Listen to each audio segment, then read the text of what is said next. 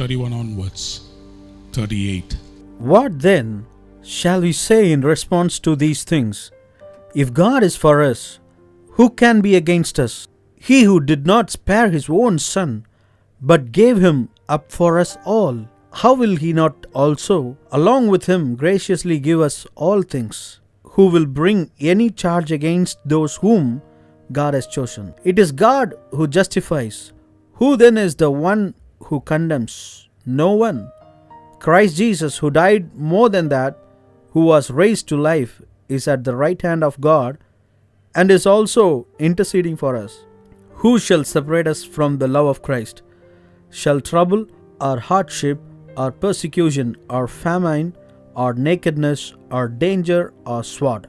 For your sake we face death all day long. We are considered as sheep to be slaughtered. No, in all these things we are more than conquerors through him who loved us. For I am convinced that neither death nor life, neither angels nor demons, neither the present nor the future, nor any powers.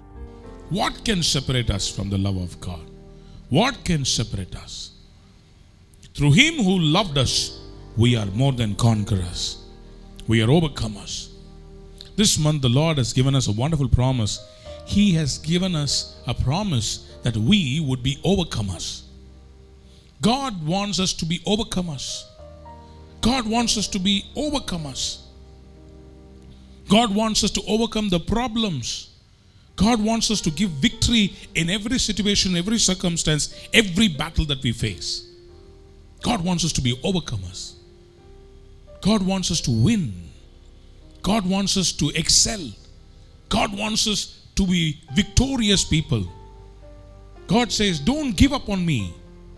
Don't give up on life. Don't give up on your situations. Don't give up on your problems. Your problems will pass, but Jesus will ever stand and be giving you victory after victory. Let me tell you, reality is very bitter. It's very easy to speak, it's very easy to preach, but reality is very bitter. That's why Paul narrates all the realities in life. The reality of famine, the reality of perils, the reality of oppositions. There are some realities that we face in life. But the Lord says, in all these things, you are overcomers. What does Satan want to do? What do you think drives a person to take his life?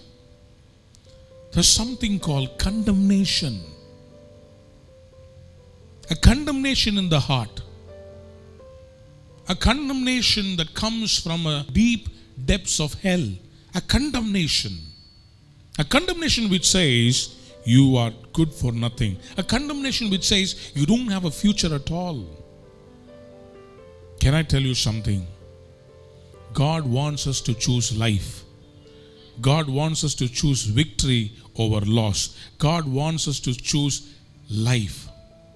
God says, I keep two things before you. I keep life and death. Choose ye this day what you want. If everybody gives up on life, it's very easy. You know, it's a beautiful shortcut to give up. People who start the race, everybody starts the race, a marathon. But there are few who finish it. There are so many people who stop half the way through. Why? They don't believe they will finish it. They somehow feel they've lost it. They've lost the steam in them. Halfway through they decide, it's over, it's up. In the life of even the brightest saints, a day comes when he would be filled with despair, of distress and depression, and cry out, Lord, please take my life away. Elijah was a powerful prophet. He stood on the Mount Carmel and 850 people he slaughtered as a single man. But the next day when Jezebel said, your head will not be on your body. That word. Can you imagine a person who single-handedly takes up a sword? 850 people he is able to slaughter. But then one woman and a word caused so much of distress in the heart of this man that he was condemned so much in his heart that he decided, Lord, I want to die. This is what happens. When you hear bad news, when you hear things which are opposing to you, condemning you, what do we do and how do we react to the situations which condemn us, perils which come against us? Can you turn to Psalm 118 and verse 18? The Lord has chastened me severely, but he has not given me over to death. Because when our expectations fail, when our calculations are miscalculations, when what we expected does not come, we are pushed to take a decision of choosing death over life. But can I tell you, they are these situations that will pass away. If we endure, if we stand, we will be victorious. Somebody shout amen. Look at the psalmist's heart. He says, verse 17, I will not die but live, and will proclaim what the Lord has done. suicide is not the way out. It is the most selfish act in the whole world. Why? Because you're more worried about yourself. You're not worried about the hurt and pain it will cause to other people, your family. What happens after you commit suicide? What happens after that? Where does your soul go? What happens to your spirit? What happens to the life that God has given? God is the author and finisher of our faith. He is the one who has the ability and the power to give life and to take life into his hands. What happens when you die prematurely? What happens to your soul? Your soul does not get rest. Actually, God designed our lives to be in such a way and manner that after we finish our life, our soul goes into a resting period. What happens when you finish your life before the resting period? It is like somebody discontinuing his studies before the third year. It is like somebody who was out of his classroom when all the other people are inside the classroom. What do you think they would do? God wants us to live life to the whole extent. Satan is a liar. He will come and tell you, you don't have a future. He will come and tell you it's over. The brightest of the saints, Elijah, he says, Lord, it's enough, please take my life. I am not a righteous person. Sometimes, can you imagine when you want to die, the kind of words that come out of your mouth is, I am not righteous. Elijah, a prophet, says, I am not righteous. That means he had a part of his life where he was unrighteous before God. He had some secrets. Everybody, there are weaknesses in us. Satan, when he comes to accuse you, he will come to steal your life. He will come to steal the life that God has given you. He will accuse you. Hey, remember, you are not righteous in this part of your life, so you deserve to die. Turn with me, John chapter 10 and verse 10. The thief comes only to steal and kill and destroy. I have come that they may have life and have it to the full. Jesus has come to give us abundant life. A life of fullness, a life of satisfaction, a life of abundance, overflowing life. Not just ordinary life. It is easy to say, I want to die. But if you wait, you will live the life of abundance. Say amen. Your life is not a Passover. Your problems will pass over. Because God is an unchanging God. He is the same yesterday, today and forever. He has been saving people. He is saving people. He will be saving his people. He has given life. He is being given. He is giving and he will be giving life to all those who seek him for life. Satan is a liar. He wants to put a full stop to your life. But God wants to tell you, all the problems that you face are just a comma. It's not the end, it's just the bend. It's not the end of your life. Sometimes when we face situations in our life which are so bleak, we are pushed to take a decision. We are pushed to condemn ourselves. That's what Elijah did. That's what Job did. He was a righteous man. He would pray for the sins of his sons. He will sacrifice and say, Lord, please forgive my children. Probably in the drunken state they have blasphemed against you. So saying, he will sacrifice and make remedial prayer for his children. But when those children died, when all the riches that he had, everything vanished, Satan the accuser used his own wife to accuse him and say, hey, Why do you still live a righteous life? Why don't you blaspheme God and die? That's the last resort that Satan will try. He will want you to turn against God and speak against God so that God himself will cut you down. He knows that God loves you. He knows that if he can turn you against God, if he can put words or seeds of distrust, seeds of doubts, seeds of dissatisfaction, seeds of depression in you, seeds called lies in your heart, that nobody loves you. You know, when you commit suicide, you are doing two things. One, you don't believe that God is powerful enough to change your problems. Two, you don't believe in the people around you. You don't have any love or trust in them that they would help you out in the problems. Two things that you do. One, you say, God, you're not so powerful to solve my problems. Number two, you're just saying, nobody loves me. Can I tell you something? Not everybody hates you. Just because one person has hurt you, just because one person has bitterness towards you, does not mean the world hates you. Even if the whole world stands against you, there is one person who will stand with you. A murderer he will love. An adulterous woman he will forgive. A leper he will touch. A blind man he will not forsake. He will stand and heal. That is the love of Jesus.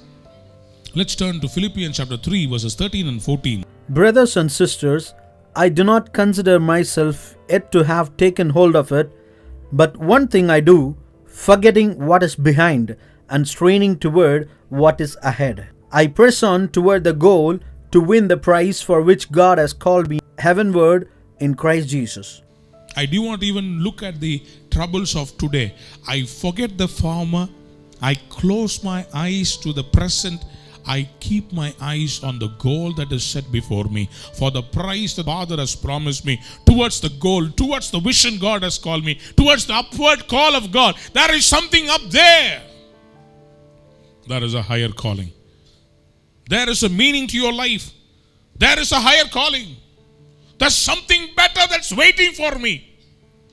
Today I might be in distress. Today I might have so many distractions. Today I might have so many failures. But this is not going to be my life forever. I have a better life. You have a better life before you. Your life can be a mystery. But you will not go down in history as a mystery. You will go down in history as a victorious person. Choose life over death. Don't condemn yourself. Don't condemn yourself. Condemnation comes from Satan. How he changes situations against us. The Bible says, Philippians chapter 1 and verse 6. Being confident of this, that he who began a good work in you will carry it on to completion until the day of Christ Jesus. See, God has begun something in us. Something in you and me. Something God has begun. Till he finishes, we are not supposed to give up. To us, it will look as if everything is over. But for God, there's something else that he wants to do. Don't give up. He wants to finish what he started, he will accomplish. He who began a good work in you, he started, he will have to finish. You started, you have to finish. But if God started something, he will finish it. He will complete it. He will complete it. He will bring it into completion. You are studying a course. You're going to write an exam. Before you write an exam, you give up on your studies. Write an exam. Even if you fail, there is another time that you can write and you can pass it over. Don't give up on your life just because you failed in one exam. You failed in an exam, not in life. Exam failed, but you did not fail. That's the problem with people. People think when they fail in an exam, they failed in their life. No, you just failed in an exam. There is life beyond that. Condemnation. Be confident of this thing. Forget the former, forget the past, forget the things that are surrounding you today. Look up to the goal. Psalm 138 and verse 8 says, The Lord will vindicate me. Your love, Lord, endures forever. Do not abandon the works of your hands. Paul wants to teach us how much we can trust God through all those things that are passing in our life. In Romans chapter 8, he reiterates, he is trying to make the people, he wants them to understand, be confident in God, to trust God, to hold tightly to Him, to believe Him in all the spiritual enemies that we face in life situations. Even if you make a mistake, what you will say? I never did it. I don't think that's a mistake. We will never give up on us. So also God will not give up on us. Because He loved you, He created you in His own image, He will not give up on you. He is your Father. The Father will never give up on His Son. He will defend Him to His last breath. That's our Father. He is never against us. He is for us. But there are enemies of our faith, causing insecurities and doubts. Let's turn our Bibles to Romans chapter 8 verse 31 and 32. What then shall we say in response to these things? If God is for us, who can be against us? He who did not spare His own Son, but gave Him up for us all, how will He not also, along with Him, graciously give us all things? He gave His own Son for us. How shall He not deliver us from all these things?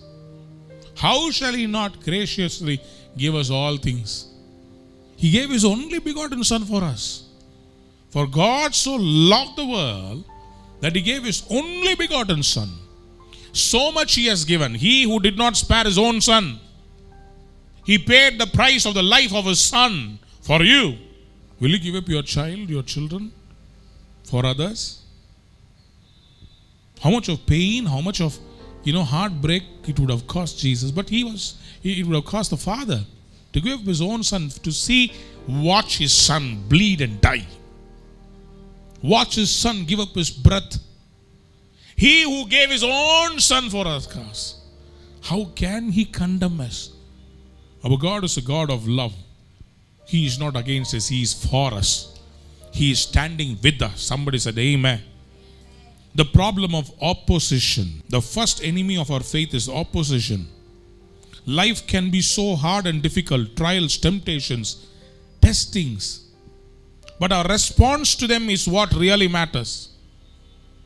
We could all take turns sharing the difficulties that we have faced, the hard things that have come our way. It's very easy. Tell me who doesn't have problems in life? The richest man in the universe and the one who is living on the streets of Chennai without a house. Everybody has problems. A priest has a problem. A student has a problem. Consultant has a problem. A software engineer has a problem. So does a manual laborer who is carrying loads on his behind. Everybody has burdens. Everybody has problems. But don't allow your problems to condemn you. Don't allow your problems to condemn you. Don't allow opposition to condemn you. When you face opposition, don't think that you are condemned. When you face opposition, it just means that God wants you to become stronger. God wants you to become more powerful. He wants you to overcome those problems and temptations and trial. 1 Timothy chapter 6 and verse 20. Timothy, God what has been entrusted to your care. Turn away from godless chatter and the opposing ideas of what is falsely called knowledge. Oppositions come, what do? Keep that which is committed to thy trust. Don't go into an argument mode. Don't push the button of argument. Don't push the button of defending yourself. Just allow all the oppositions to come. If you turn to Psalm 61 verses 1 to 3. Hear my cry, O God. Listen to my prayer. From the ends of the earth I call to you. I call as my heart grows faint. Lead me to the rock that is higher than I. For you have been my refuge, a strong tower against the foe. I am calling you when my heart is fainting. But he has a prayer in his mouth. He says, lead me to the rock that is higher than I. 1 Corinthians chapter 10 and verse 4 says, that rock is nobody but Christ Jesus, the rock of our salvation. Somebody said, Amen. He that builds his house on the rock will not be shaken. The rock called Jesus Christ. He says in his distress, Lord, I know I am suffering, I know I am sinking, but do something for me. Please take me to the rock that is higher than me. I want to be standing on that rock. I don't be standing down below. I want to be on that rock. Help me. So he goes on to add, for you have been my refuge, a strong tower against the foe. He says, when I am threatened by opposition, there's one thing I do. I come and stand in the cleft of the rock. People of God, when we face difficulties, when we face oppositions, trust in God that He will give you victory to overcome. When God did not spare His own Son, don't you think He will really help you out? If He can so much go to the extent of giving the life of His Son for you, would He not be caring enough to get you over through the problems of life? Second problem, the problem of accusations. Romans 8:33. Who will bring any charge against those whom God has chosen? It is God who justifies.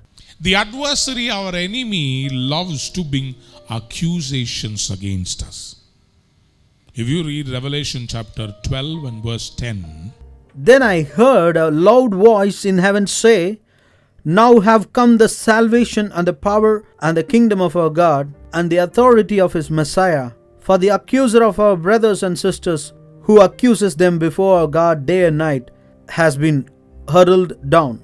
remember in the story of Job, the accuser stood before God and accused Job that he is enjoying privileges from God, and that is why his faith is so intact. He says, if you take all these liberties, all these securities that is surrounding Job, if you remove it, accusing. The worst thing that can happen to you is when people accuse you. It's very easy for people to become judgmental over you. They will come and tell you, sir, I think you should not have done that. I think, sister, you made a mistake by choosing this. I think you should have never left that place. I think you should have never left that job. I think you should have never done this. It's very easy to take a judgment on other people's life, but you never know what went wrong with the person who got accused with what you're accusing. Satan is an accuser. Can I tell you something? Get out of accusing friends. Sometimes some people, in the name of being your friend and correction, will keep accusing you. So much so you will start believing that you are condemned, that there's something wrong. If there is genuinely something wrong with you, it is good to correct yourself. Job did not do a mistake. He is suffering a righteous problem. The problem of Job is inexplicable to anybody. Therefore, no mistake of his, Job is suffering. But his friends, they come and sit to console him. But what do? In the name of consolation, they start accusing him. They say, I think you did some mistake, that is why you are suffering. God is a righteous God. He won't allow suffering for no reason. I think you made a mistake. Why don't you confess your sins? Job says, sir, I did not make a mistake. Please don't condemn me. When accusation comes, you know what happens? Job cried out and said, Lord, it is better for me, for you to just lift your hands and cut me into two halves. Let me die. Oh, cursed be my birthday. He started cursing the day when somebody announced to his mom, you have begotten a son. He says, let the day be cursed. Why don't you cut me into half, Lord? Accusations can kill you. We try to end our life because somebody accused us. Do you think that will change the situation? That will change the accusation? We have to live and prove that we are above reproach. We have to live and prove that Satan is a liar. Somebody shout amen. Don't run away. When you're accused, don't run away. When you reach the top, be ready for accusation. When you stand above others, when you start succeeding, when you have victories in life, you will have accusations. David, when he enjoyed success, he was accused of trying to act smarter than Saul, and Saul wanted to kill him. When Moses was asked to lead the entire people of Israelites, his own sister accused him. Did she walk the way that Moses walked? Was she trained in tending to the sheep of his father-in-law? Did she walk the same road? No, nobody has walked that road. Nobody has sacrificed what Moses had done. The gift that Moses has got, he got it through suffering, enduring pain for God. Don't let somebody come and accuse you before God and before man. God alone has the right to convict you. He never condemns you. Satan will condemn you. He will accuse you. Day and night he accused. Accusation can bring pain to your heart. Never let your heart to be accused by people. 1 Peter chapter 5 verse 8. Be alert and of sober mind. Your enemy, the devil, prowls around like a roaring lion, looking for someone to devour. After lunch, the man is lying on the couch. The wife just goes to take a small nap, and the man walks into the kitchen, ties the rope onto the ceiling fan, because the heart accuses him of no hope in life. Because the enemy accuses him. Because the enemy says there's nothing good for you. Because the enemy keeps accusing every situation and every problem as a lifeless end. Accusation can kill you. John chapter 8 verse 44. You belong to your father, the devil, and you want to carry out your father's desires. He was a murderer from the beginning, not holding to the truth, for there is no truth in him. When he lies, he speaks his native language, for he is a liar and the father of lies. Accusations will come. Satan will accuse you through your friends, through your family, through enemies, sometimes even our closed ones. Can you imagine Job? The last accusation was from his wife, the only one left behind from all the calamity. She turns to Job and says, why don't you blaspheme God and die? Why don't you die? Meaning there is nothing good left in you, so why don't you die? The last accusation is from the wife herself, the only one who's allowed to be a support to Job. She is the last fragment. Already he is burdened. Don't let the enemy accuse you. Can I tell you something? When people accuse you, run to the shelter called Jesus Christ. He will shield you. Turn over to Jesus. 1 Timothy chapter 3 and verse 1. Here is a trustworthy saying, whoever aspires to be an overseer desires a noble task. He must be above reproach. Your heart should not condemn you, should not accuse you. You have to live above reproach. Somebody shout amen. Colossians chapter 1 verse 21 and 22. Once you were alienated from God and were enemies in your minds because of your evil behavior. But now he has reconciled you by Christ's physical body through death to present you holy in his sight, without blemish and free from accusation. He has consecrated us to be above reproach and accusation. Number 3, Satan first of all uses oppositions. Number 2, accusations. Number 3, condemnation. Condemnation is the enemy of our security in Jesus. 4 reasons why Jesus did not condemn us. If you read verse 34, Romans 8:34. 4 reasons why Jesus does not condemn us. 4 reasons. First of all, he gave his life. He died on the cross for us. Number 2, he has risen from the dead. Number 2. Number 3, he is at the right hand of the Father. He is seated at the right hand of the Father for us. Number 4, he is making intercession for us. 4 reasons why we should not accept condemnation. Who is he that condemns? When Christ himself has given his life for me, he rose again on the 3rd day for me. He is seated at the right hand of the Father for me. He is standing there and he is interceding every time there is a problem, he will lift up his hands, he will show his blood bruised hands, he will show to the father and say, Father, please, don't condemn my child. Please, I plead for him. Please forgive him. Please set him free from all the problems that he is facing. He will intercede. God does not condemn. Even to the person who is going to fail in the test, Jesus does not condemn. Luke chapter 22, 31 to 32. And the Lord said, Simon, Simon, indeed Satan has asked for you that he may sift you as wheat. But I have prayed for you that your faith should not fail. And when you have returned to me, strengthen your brethren. Prodigal son, when you return to me, I will bless you. When you had your unspiritual excursion outside, when you walked away from the belief of God, when you walked away into sin, when you failed in your exams, when you failed in your faith, when you failed in your life, when you failed in your spiritual life, God does not stand with a big rod to condemn you. Rather, He will wait to convict you. When you have returned, do something. Don't keep condemning yourself of your failures. Strengthen yourself and go strengthen others. This is the mind and heart of God. He does not want you to live in a heart of condemnation. ஐயோ நான் அப்படி இருந்தேன் இப்படி பாவி. No. After you're finished, after you're through with your failures, come back and strengthen others. Don't look at your past and live in your past. God wants you to come out of condemnation. 1 John chapter 3 verse 19-20. This is how we know that we belong to the truth and how we set our hearts at rest in His presence.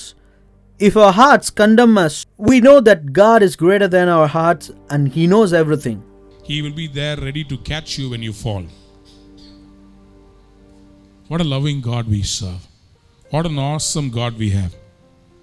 He is not a God of condemnation. There is no possibility. Condemnation, persecutions, but not last but not the least, persecutions, tribulations and trials. Distress is the word that Paul is using in Romans chapter 8. Distress, in famine, in death, in all these things, through Him who loved us, we are more than conquerors. We are overcomers. In persecutions, when you are persecuted, the Bible says, Jesus said in Matthew chapter 5, when you are persecuted, you are blessed. When you are persecuted, you are blessed, because great is the comfort God will give you. Oppositions, accusations, condemnations, persecutions, in all these things we are overcomers. I want you to write down two more verses. 1 Corinthians chapter 15 verse 57. But thanks be to God, He gives us the victory through our Lord Jesus Christ. 2 Corinthians chapter 2 verse 14. But thanks be to God, who always leads us as captives in Christ's triumphal procession and uses us to spread the aroma of the knowledge of Him everywhere. Can I tell you something? Don't give up on God. Through your trials and temptations, give God the first place in life. Give God the first place in your life. Never run away from God. Never run away from church. You know, last week, one of our believers, his wife was full-term pregnant and she was due for operation, cesarean operation. The doctor said, don't travel with her, bring her to the hospital, admit her. He lives in a far-off place. He could have easily taken her directly to the hospital. You know what he did? He brought her to the church. We prayed over her. And there were some difficulties in the childbirth. The lungs were not fully grown. But God in His mercy, because he came to the church and committed his ways, his wife, the child that God has given, into the hands of God, today the baby is recovering and the baby is going to be a mighty testimony. Trust God with all your heart. Lean not on your own understanding. Not on your own understanding. Put God first. And He will bless you. Let's close our eyes. Lift our hands. We shall overcome. We shall overcome. We shall overcome this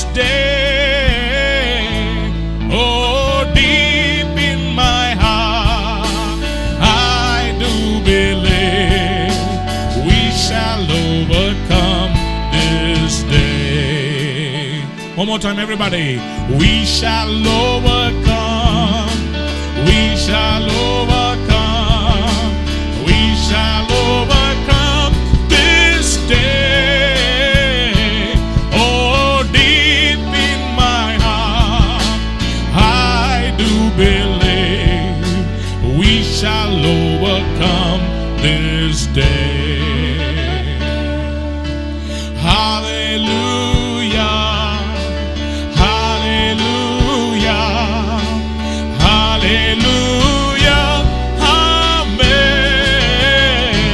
Oh, hallelujah. Hallelujah. Hallelujah. Amen. I will overcome. I will overcome. I will overcome today. Oh, deep in my heart, I do believe I will overcome today. Oh, deep in my heart, I do believe I will overcome today.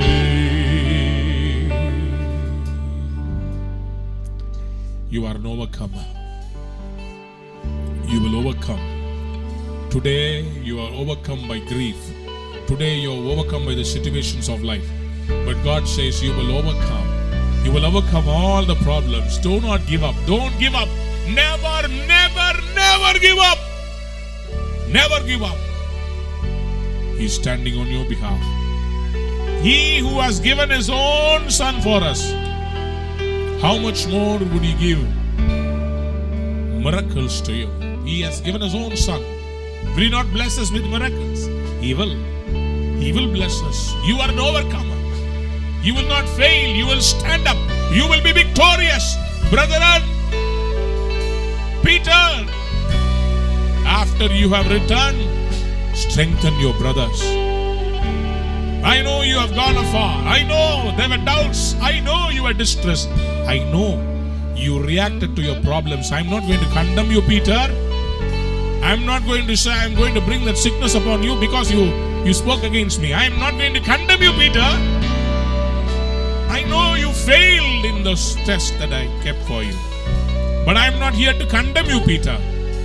I know what I can do through you when you come out of this test. I know how I'm going to use you. When you preach, 3,000 and 5,000 are going to be saved.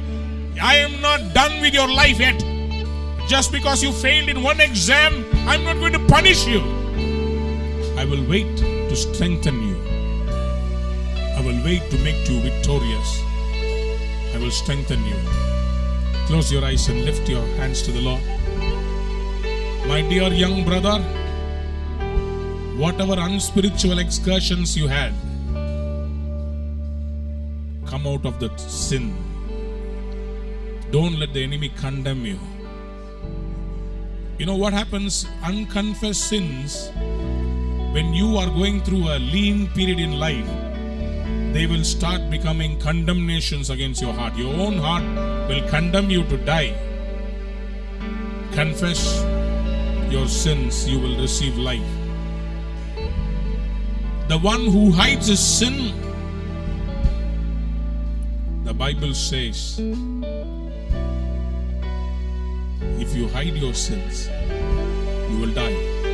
But if you confess it, you will have life. Father, thank you this morning for speaking with us, Lord. Thank you because you have called us to be overcomers. Lord, we will overcome.